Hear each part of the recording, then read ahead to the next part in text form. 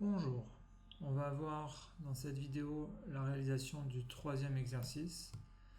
Donc pour commencer, on va monter les points de fuite comme précédemment. Donc je vais utiliser la commande droite et je vais utiliser les côtés de mon objet pour tracer mes deux droites. Je vais ensuite les déplacer sur mon œil, ce qui me permet avec AutoCAD de rester parallèle, et avec l'horizon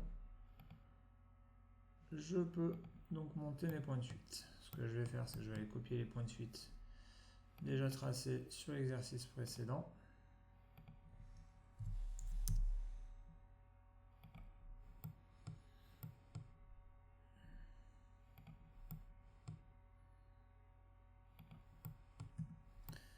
Et voilà, je verrouille mon calque de points de fuite, pardon, verrouiller, j'ai dit, afin de pouvoir garder un maximum de lisibilité. Je supprime mes deux droites et j'attaque. Première partie, je monte ma ligne de vraie grandeur. La ligne de vraie grandeur, c'est l'angle qui touche mon tableau. Et pour la partie basse, rien de plus facile. Je vais tout simplement aller tracer les hauteurs sur la ligne de vraie grandeur. Une fois que j'ai ces hauteurs, j'utilise mon point de fuite à gauche, mon point de fuite à droite. Je repars de l'autre côté.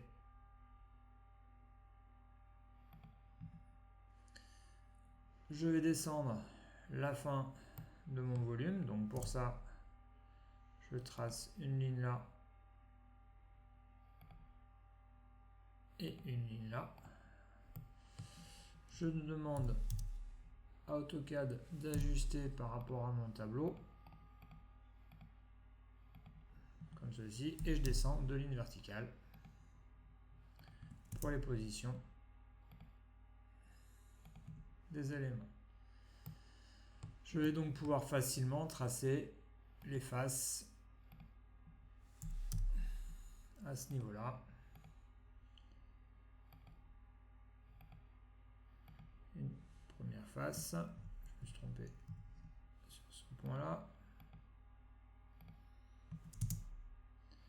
Une deuxième face.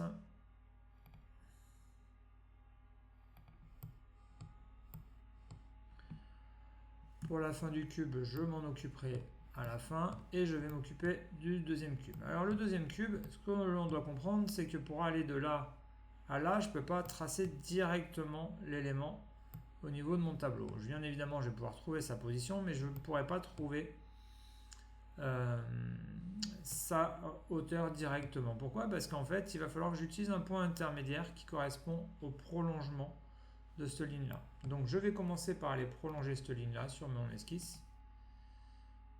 Alors c'était pas une bonne idée, déjà je suis pas sur le bon calque.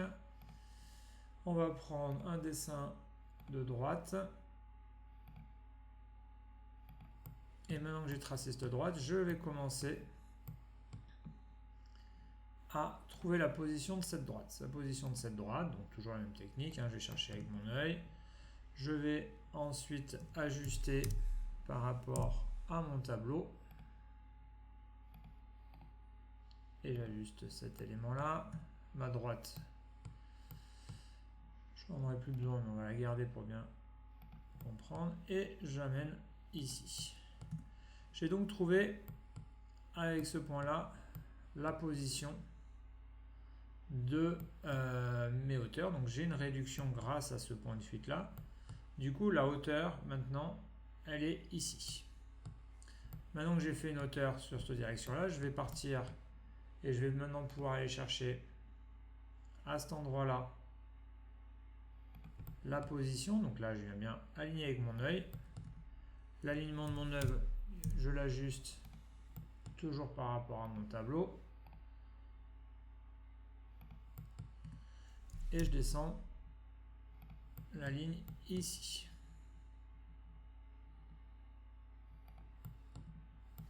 Et je vais utiliser mon point de fuite de l'autre côté pour ramener ma hauteur suivant l'autre direction.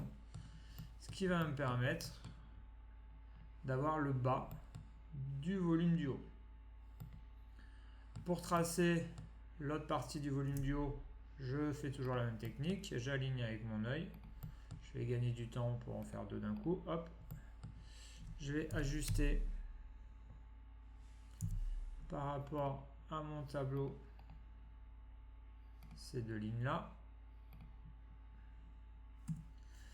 Tracer des lignes verticales.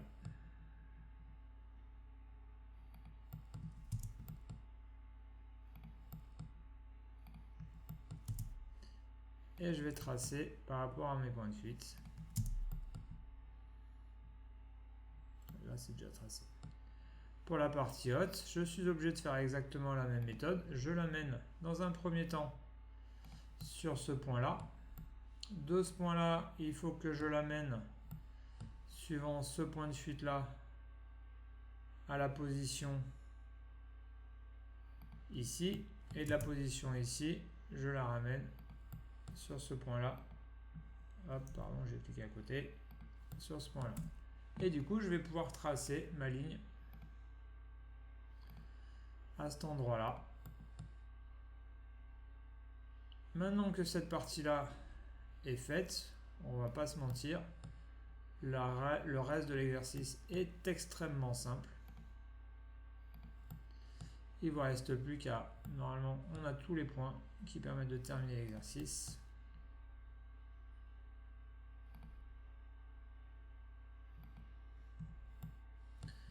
Et pour la dernière petite partie, vous pouvez vous remettre à tracer une petite esquisse qui va de là à ce point de fuite là, et de là à ce point de fuite là, en utilisant les deux points de fuite, on arrive à monter la fin de l'exercice. Donc techniquement, je rappelle la petite subtilité ici. Je suis d'abord obligé de me déplacer ici parallèlement à mon point de fuite de droite et ensuite avec mon point de fuite de gauche pour pouvoir respecter les parallèles et trouver la position basse et la position haute du volume numéro 2.